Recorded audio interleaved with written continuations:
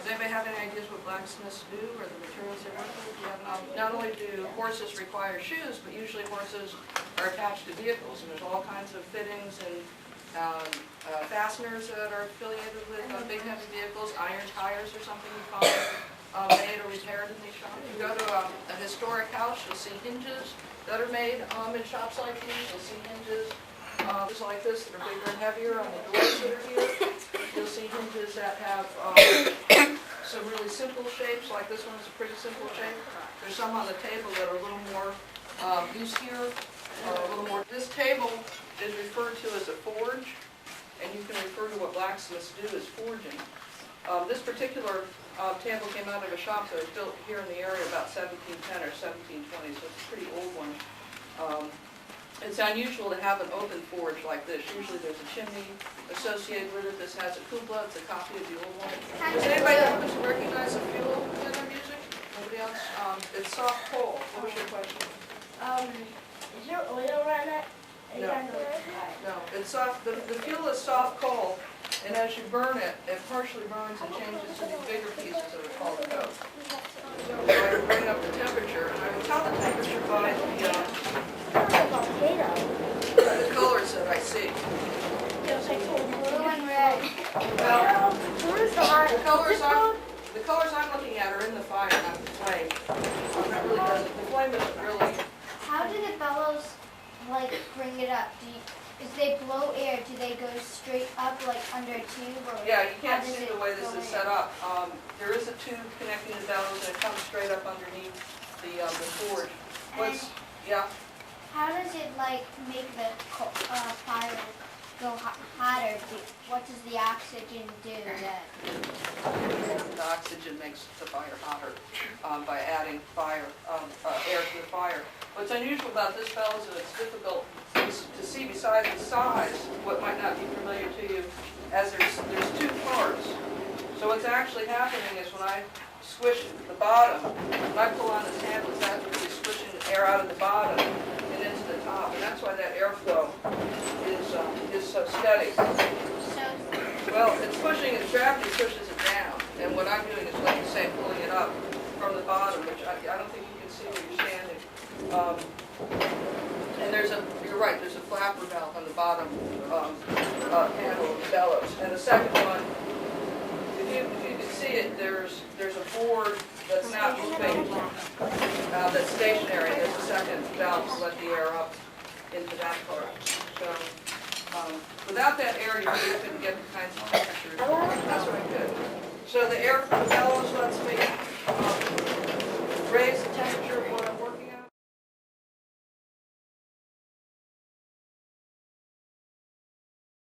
Blacksmith. Ferry. Farrier, sorry. A fairy godmother does. Okay. You should know the answer to that. Sure, people first. All right, who knows what a blacksmith did? Yeah, It's a guy who makes metal. What does he have to do to help him shape it and bend it and work it? Fire. What's he doing to the metal? Heat. Something else besides a fuel like coal or wood. What else does a fire need? Air. Air, right. And square, straight. Let's wait for you. It's like Benji. All right, what's happening to it? How do you know that? Because the red darker. Changing color, right?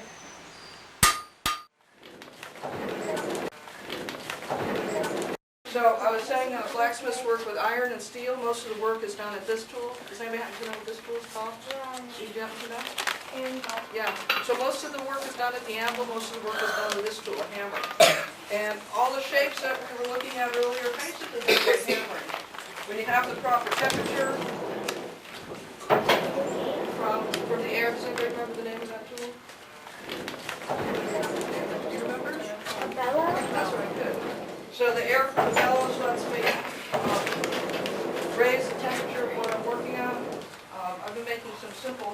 hooks. Let's see if this is hot enough for what I want to show you. Quite have it on so that you can do this.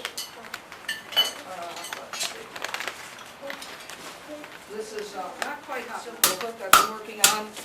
I just started this shaping this morning. It's not quite hot enough. That's a pretty dull red for the work that I want to accomplish. I'll put that back in the fire. I have another tool I'm working on. This one's almost done. This is a tool that you would use for making tools. So, almost done shaping this tool. Because blacksmiths work with iron and steel, and they make or repair tools for other people, it's typical for blacksmiths to make their own tools.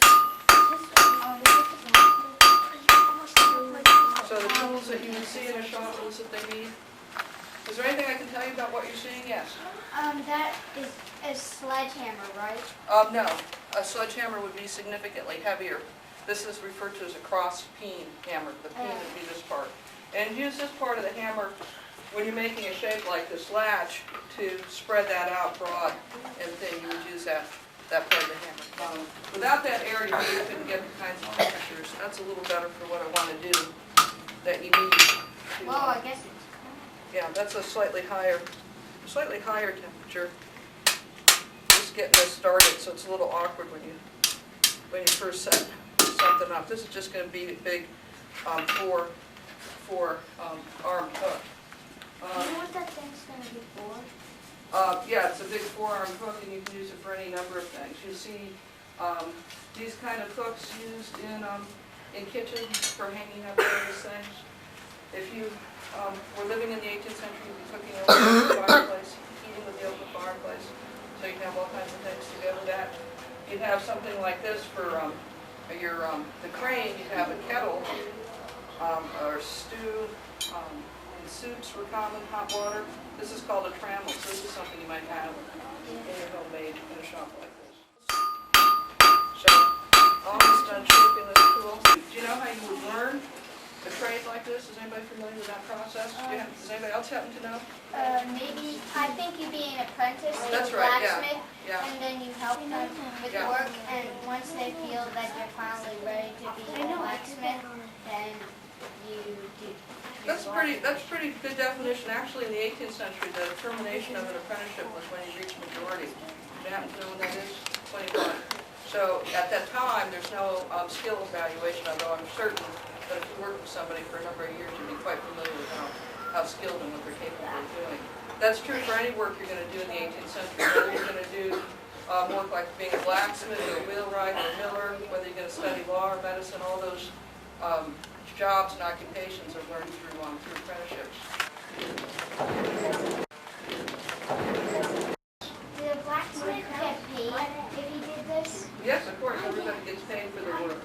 Well, how much did they usually get? The historians who have studied trade in the 18th century and wages find that almost all the trades pretty much earn the same amount of money. And it doesn't mean anything to you if I tell you it's 25 to 30 pounds a year. That doesn't mean anything because it's hard to translate money, but certainly people were able to feed and clothe themselves. So, almost done shaping this tool. Did they have any chairs? What would you need a chair for? Like to sit down and take a break? To take a break? That's really not part of earning a living, is taking a break, unless somebody else is paying the bill. But if you have to get paid for what you do, then that's not part of the way it works. That's not very true today, but it certainly was true then. Yes?